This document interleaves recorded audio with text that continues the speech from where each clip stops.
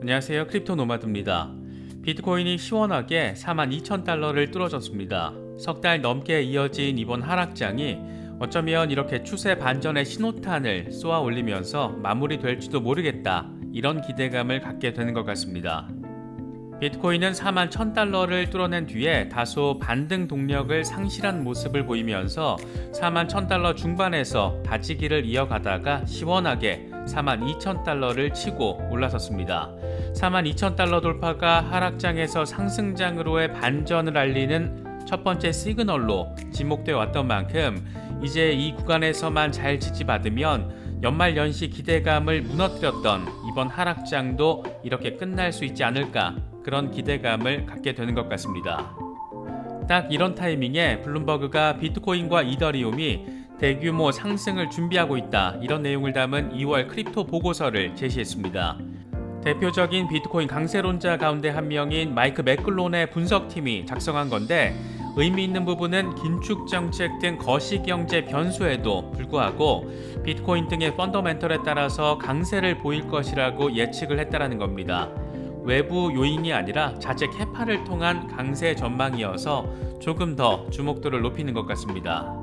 사실 이더리움에 투자하시는 분들은 요즘 꽤 답답함을 느끼실 수도 있을 것 같습니다. 이더리움의 경우에는 일단은 3,000달러를 온전히 지지받은 뒤에 3,400달러 저항선을 극복하면 추세 전환으로 볼 수 있다, 이런 분석이 나왔습니다. 코인게이프의 분석 내용입니다. 또 하필 이런 분위기에서 파생상품 시장의 데이터도 추세 반전 가능성을 시사하고 있다라는 분석도 나왔습니다.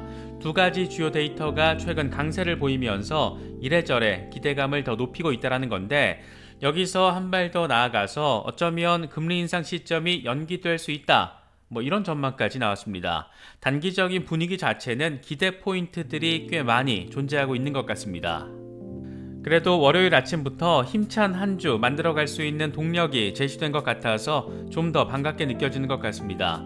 여러 이슈들 잘 참고하시면서 시장 대응하시면 더 좋을 것 같습니다. 본격적인 시작에 앞서서 좋아요와 구독 또 알림 설정 꼭 부탁드리겠습니다. 영상 제작에 아주 큰 도움 된다는 말씀 함께 드립니다. 그럼 시작하겠습니다. 비트코인이 그렇게 바라고 바랐던 42,000달러 돌파를 이뤄냈습니다.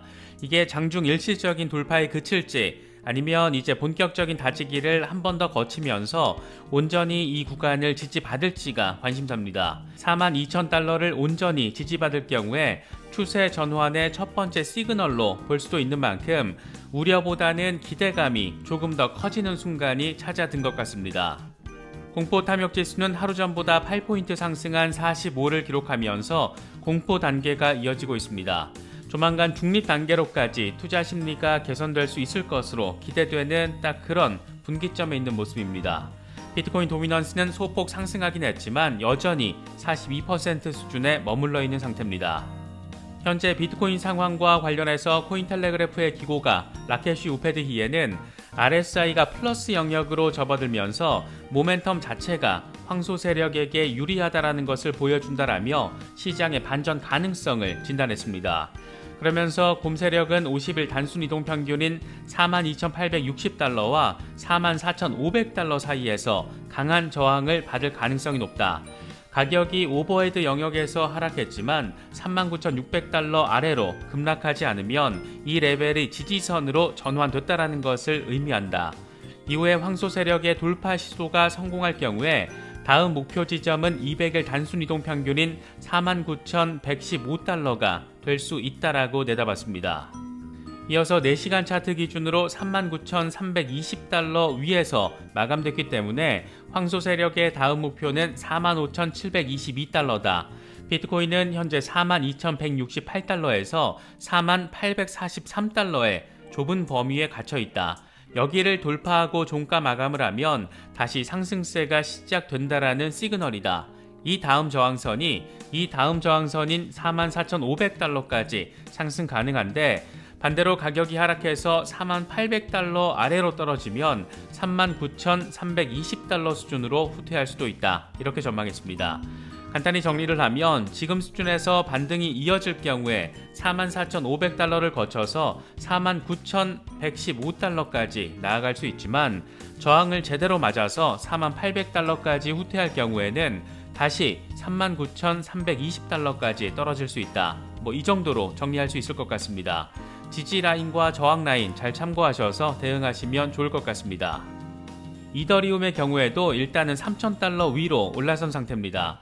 너무 시세가 후퇴한 모습을 보이다 보니까 어느 정도 반등이 이루어질지가 관심사인데, 이와 관련해서 코인게이프는 이더리움이 확실하게 강세 랠리를 벌이기 위해서는 두 개 장애물을 없애야 한다라고 분석했습니다. 코인게이프는 이더리움 황소 세력이 결정적인 저항선인 3,000달러를 돌파하기 위해서 안간힘을 쓰고 있다. 추가적인 상승을 하지 못하는 이유는 추세선을 지켜내려는 곰 세력 때문인데, 저항선이었던 2,950달러에서 3,000달러 선을 지지선으로 만들어 지켜내는 것이 중요한 상황이다. 지켜내지 못할 경우에 이더리움의 다음 지지선은 2,400달러와 1,700달러다. 강력한 회복세를 확보하기 위해서는 다음 저항선인 3,400달러까지 돌파해내야 한다라고 진단했습니다.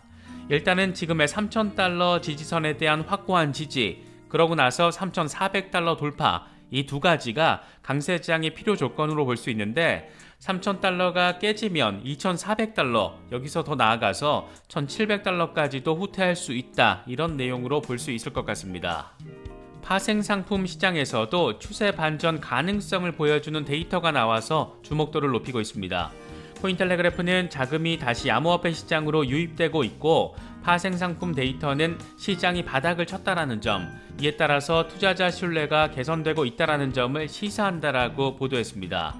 그러면서 두 가지 주요 지표인 테더 위안화 프리미엄과 CME 선물 베이시스가 최근 강세를 보이면서 추세 반전 가능성이 제기된다라고 설명했습니다. 특히 마켓 애널리스트인 린 알드는 최근 실망스러운 미국 고용 지표로 인해서 연준이 금리 인상 자체를 연기할 수 있다라는 다소 전폭적인 전망도 내놨습니다. 린 알드는 ADP 리서치의 12월 민간 부문 일자리가 31,000개 감소한 것으로 나타났고, 이건 2020년 3월 이후 최악의 수치라는 점을 근거로 제시하면서 이같이 주장했습니다.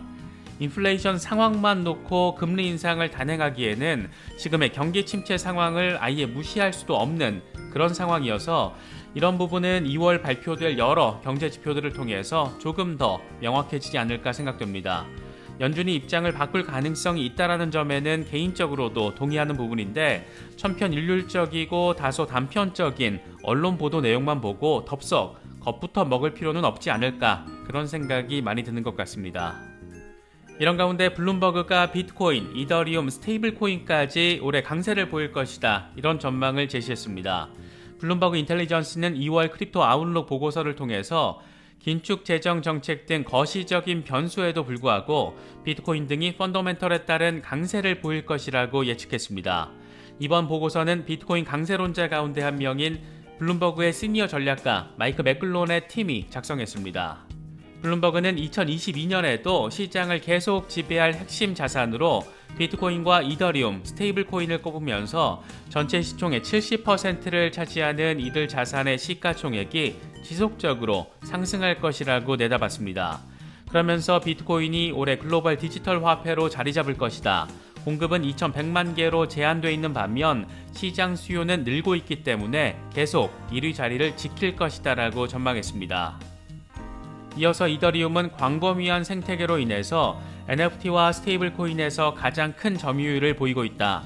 이에 따라서 이더리움 블록체인에서 발행된 스테이블코인의 사용이 증가한 점도 이더리움의 가격 강세를 뒷받침한다라고 설명했습니다.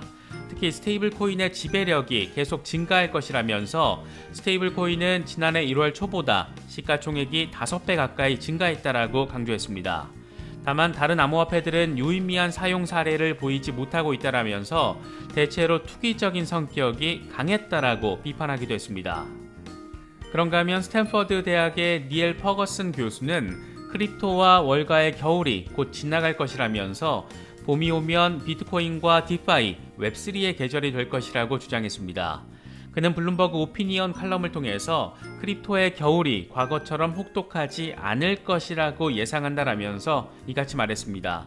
그러면서 두 가지 근거를 제시했는데, 먼저 비트코인이 2010년 초와 비교했을 때 훨씬 큰 자산으로 성장을 했고, 기관 투자자의 참여에 이어서 머지않아 믿을 만한 중앙은행들도 비트코인을 보유할 것이라고 전망했습니다. 또 비트코인의 투기적인 성격이 완화됐다. 10년 전과 비교했을 때 30일 변동성이 낮아졌는데 이는 기관의 참여가 주된 요인이라고 설명했습니다. 그는 특히 마이너스 실질 금리가 투자 자산을 바라보는 태도를 바꿀 것이라면서 연준이 기준금리를 5차례 인상하더라도 실질 금리는 마이너스 상태에서 쉽게 벗어나기 어려울 거라고 진단했습니다. 이어서 밀레니얼 세대 등의 투자자들은 저금리를 피할 수 있는 자산을 선호하고 비트코인과 디파이가 이 같은 투자 수단이 될 것이다. 디파이는 실질적인 금융혁명을 가져올 것이다. 이렇게 주장했습니다. 기존 레거시 금융을 대체하게 될 디파이에 대한 이 같은 기대감을 뒷받침해주는 상황 한 가지 더 있는데, 전통 금융시장의 인재들이 암호화폐 산업으로 상당히 빠르게 이동하고 있는 것으로 나타났습니다. 블록웍스는 크립토 업계 종사자 15명을 인터뷰하면서 이 같은 상황을 전했습니다. 인재 이동의 가속도를 붙이는 것은 암호화폐 거래소인데, 지난해 코인베이스와 바이낸스, 크라켄, 블록파이, 제미니 등을 모두 합치면 5,000명이 신규 채용된 것으로 나타났습니다. 특히 링크드인은 2월 2일 기준으로 크립토나 블록체인 이런 키워드와 함께 44,000개 이상의 미국 일자리가 리스팅돼 있고, 이 같은 채용 공고는 2020년 8월부터 2021년 8월까지 1년 사이에 615% 성장한 것으로 나타났습니다. 크립토 산업의 성장을 아주 상징적으로 보여주는 것도 있습니다. 지금까지 구글과 아마존 등 빅테크 기업들의 전유물로 인식됐었던 미국 슈퍼볼 광고를 크립토 기업들이 사실상 점령하고 있는 것으로 나타났습니다. 30초짜리 광고 단가가 700만 달러, 우리 돈으로 84억 원에 달하고 초당 2억 8천만 원이나 드는 슈퍼볼 광고가 올해는 코인베이스와 크립토닷컴, FTX 등 주요 크립토 기업들이 사버린 것으로 나타났습니다. 최근 일부 국가에서 암호화폐 광고를 규제하겠다, 이런 움직임을 보이기도 하지만 세상에는 막을 수 있는 것, 막을 수 없는 것이 분명하게 존재한다라는 점, 이런 상황만 봐도 느껴질 수 있는 것 같습니다. 비트코인은 42,000달러를 지지받기 위해서 치열하게 리테스트를 이어가고 있는 모습 보이고 있습니다.